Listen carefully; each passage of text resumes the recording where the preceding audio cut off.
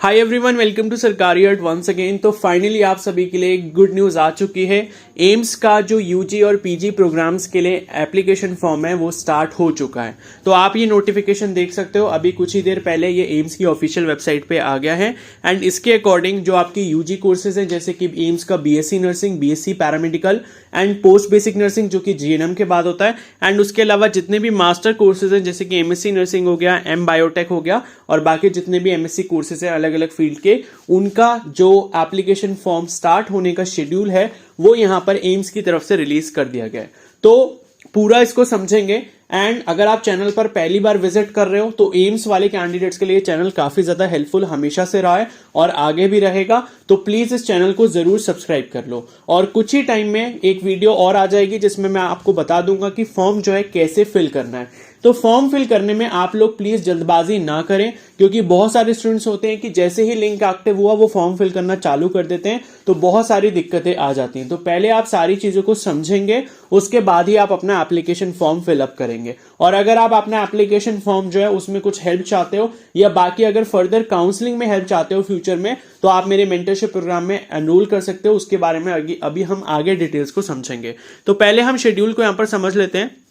तो UG courses का अगर आप देखोगे यहां पर, तो सबसे पहले आपको मैं बता दूं कि जो भी रजिस्ट्रेशन प्रोसेस होता है, चाहे वो यूजी वाले कैंडिडेट्स का हो या पीजी वाले के कोर्सेज के लिए हो, तो वहां पर क्या होता है, ये दो स्टेप्स में होता है। पहले आपका बेसिक रजिस्ट्रेशन होता है और बेसिक रजिस्ट्रेशन के बाद आपको अपना फाइनल रजिस्ट्रेशन करना होता है। अब मैं यहां पर एक चीज क्लियर कर देता हूं कि किसी कैंडिडेट ने कभी भी, मतलब चाहे 1 साल पहले, चाहे 2 साल पहले, चाहे 4 साल पहले, कभी भी अगर एम्स का बेसिक रजिस्ट्रेशन कंप्लीट किया हुआ है और उसके पास बेसिक रजिस्ट्रेशन का जो यूजर आईडी पासवर्ड है वो अवेलेबल है, तो उसको वही यूज करना होगा अपने फाइनल रजिस्ट्रेशन को कंप्लीट करने के लिए।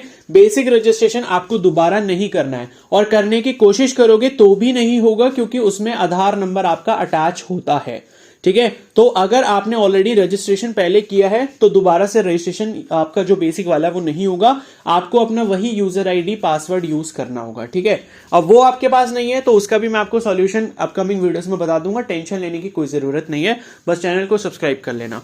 तो यहां पर देख सकते हो फर्स्ट पॉइंट में इन्होंने लिखा है basic registration par for BSc honours nursing, BSc nursing post basic and BSc paramedical 2025। इसकी जो डेट इन्होंने दी है, स्टार्ट डेट 8 अप्रैल 2025 और क्लोजिंग डेट है 7 मई 2025। तो पूरा 1 महीने का समय आपको दिया गया है। और उसके बाद जो जनरेशन ऑफ कोड है, तो क्या होता है ना, मतलब पहले प्रोसेस से दूसरे प्रोसेस में पहुंचने के लिए बीच में से एक छोटा सा और स्टेप होता है जिसको हम जनरेशन ऑफ आरयूसी कोड कहते हैं। तो बेसिकली कुछ नहीं होता, एक 7 डिजिट का कोड आपको कोर्स के लिए जनरेट करना होता है, जिस कोर्स का फॉर्म आप फिल कर रहे हो।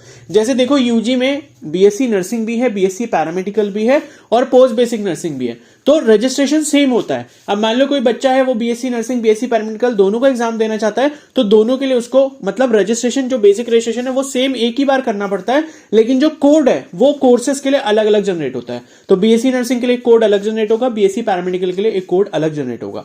जब आप कोड जनरेट कर लेते हो तो जो आपको फाइनल रजिस्ट्रेशन करना होता है, फाइनल रजिस्ट्रेशन में आपको यूजर आईडी, पासवर्ड और वो वाला कोड, जिस पर्टिकुलर कोर्स के लिए आपने वो कोड को जनरेट किया था, चाहे बीएससी पैरामेडिकल के लिए किया था या बीएससी नर्सिंग के लिए किया था, तो वो कोड भी आपको डालना होता है फाइनल रजिस्ट्रेशन के लॉगिन के लिए, और फिर आप अपना फाइनल रजिस्ट्रेशन और पेमेंट वगैरह कर पाते हो। तो जनरेशन ऑफ कोड की जो इन्होंने डेट दी है वो 17 अप्रैल से स्टार्ट हो जाएगा और 15 मई उसकी लास्ट डेट रहेगी। और फाइनल रजिस्ट्रेशन जो है, जिसमें आप पेमेंट और अपना एग्जाम सिटी चॉइस वगैरह करते हो, तो उसकी डेट भी इन्होंने 17 अप्रैल से 15 मई की दी है। ठीक है, मतलब यह है कि 8 अप्रैल यानी कि आज से आपका बेसिक रजिस्ट्रेशन प्रोसेस स्टार्ट हो रहा है। फाइनल रजिस्ट्रेशन आप नहीं कर पाओगे, ना ही आप आरयूसी कोड जनरेट कर पाओगे। वो कब से कर पाओगे? 17 अप्रैल से ही कर पाओगे। अब कई बार ये सोचने को आता है कि भाई 17 अप्रैल से, मतलब 17 अप्रैल तक क्या हम बेसिक रजिस्ट्रेशन कर पाएंगे, उसके बाद नहीं कर पाएंगे क्या? 17 अप्रैल के बाद बेसिक रजिस्ट्रेशन बंद हो जाएगा? तो ऐसा बिल्कुल भी नहीं है। ठीक है, क्योंकि बेसिक रजिस्ट्रेशन की जो डेट है वो 7 मई तक है। तो मेरा सबको यही कहना है कि भाई आप जो है अभी बेसिक रजिस्ट्रेशन ना भी करो तो कोई दिक्कत नहीं है। ठीक है, क्यों? क्योंकि 17 अप्रैल के बाद आपका जब फाइनल रजिस्ट्रेशन होगा तो आप बेसिक रजिस्ट्रेशन और फाइनल रजिस्ट्रेशन एक ही साथ कर सकते हो। जैसे मान लो 20 तारीख को कोई कर रहा है तो उसका बेसिक भी कर लेगा वो, और फाइनल वाला भी ओपन हो चुका तो वो भी उसको साथ ही कर लेगा। ठीक है, तो ये आपका इस तरीके से पूरा प्रोसेस होता है। और सेम यहां पर जो है पोस्ट ग्रेजुएट कोर्सेज के लिए भी सेम डेट्स दिए हैं, एमएससी वालों के लिए भी सेम डेट्स दिए हैं। 8 अप्रैल से 7 मई तक बेसिक रजिस्ट्रेशन है। बाकी आरयूसी कोड और जो आपका फाइनल रजिस्ट्रेशन वाला प्रोसेस है वो 17 अप्रैल से 15 मई के बीच में यहां पर रहने वाला है। ठीक है, तो आई होप ये इन्फॉर्मेशन आपको अच्छे से क्लियर है। और यहां पर मैं बता दूं कि बेसिक रजिस्ट्रेशन जो आपको करना होता है उसको आपने बहुत ध्यान से करना है, क्योंकि उसमें अगर आपने कुछ भी गलती कर दी तो वो रिजेक्ट हो जाएगा। और अगर एक बार रिजेक्ट हो गया तो सही करने का मौका तो मिलता है, लेकिन अगर उसमें भी आपने गलती कर दी तो फिर आप बेसिक रजिस्ट्रेशन भी नहीं कर पाओगे और आप इस एप्लीकेशन प्रोसेस से बाहर हो जाओगे। तो पहले मेरी सारी वीडियोस देख लेना जो मैं आजकल में अब अपलोड करूंगा कि बेसिक रजिस्ट्रेशन कैसे करना है, कैसे फोटो अपलोड करनी है, कैसे सिग्नेचर अपलोड करना है। अगर आपने वो सारे रूल्स फॉलो कर लिए तो आपका जो बेसिक रजिस्ट्रेशन है वो 100% एक्सेप्ट होगा, कभी भी रिजेक्ट नहीं होगा। आई होप ये चीज आपको समझ में आ गई होगी। अब मैं यहां पर बता देता हूं कि कोई ऐसा कैंडिडेट है जिसको मेरी मेंटरशिप चाहिए रजिस्ट्रेशन प्रोसेस में, साथ ही आगे जो इसका एग्जाम होगा, एग्जाम में जैसे काउंसलिंग होती है तो कोर्स की फिलिंग कैसे करनी है, कॉलेजेस कैसे फिल करने हैं, इन सब के लिए अगर आपको गाइडेंस चाहिए, और इसके साथ साथ सिर्फ एम्स की नहीं बल्कि नीट एग्जाम के लिए या फिर जो अदर आपके जो मेडिकल फील्ड से रिलेटेड कोर्सेज के एग्जाम्स होते हैं अलग अलग, जैसे पीजीआई चंडीगढ़ का बीएससी नर्सिंग हो गया, जीएमसीएच का नर्सिंग हो गया, जिपमर का नर्सिंग हो गया, नीट स्कोर के बेसिस पर बीएससी नर्सिंग कोर्स में एनरोलमेंट हो गया, तो इन सभी के लिए आपको प्रॉपर मेंटरशिप और गाइडेंस मिलेगी मेरे अंडर। ठीक है, तो आपको मेरा कॉन्टेक्ट नंबर मिल जाएगा जिसके बाद आप मेरे से कभी भी अपने डाउट्स को शेयर कर सकते हो और सारी चीजों को अच्छे से समझ सकते हो। और मैं पर्सनली आपको गाइड करता हूं कि काउंसलिंग वगैरह कैसे करनी है, कौन सा फॉर्म आपको फिल करना चाहिए ताकि आपका सिलेक्शन कहीं ना कहीं किसी गवर्नमेंट कॉलेज में हो जाए। तो अगर आपको मेंटरशिप ग्रुप में एनरोल करना है तो उसके चार्जेस ₹297 है। वैलिडिटी उसकी 1 ईयर है, मतलब 2025 एंड तक रहेगी, जब तक आपका सिलेक्शन कहीं नहीं हो जाता।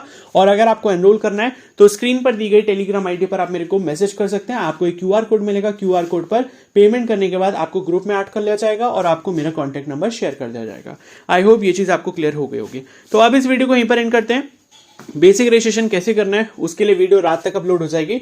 Stay tuned on the channel को सब्सक्राइब कर लो और बेल आइकन को प्रेस कर लो। Okay, so thank you and have a nice day.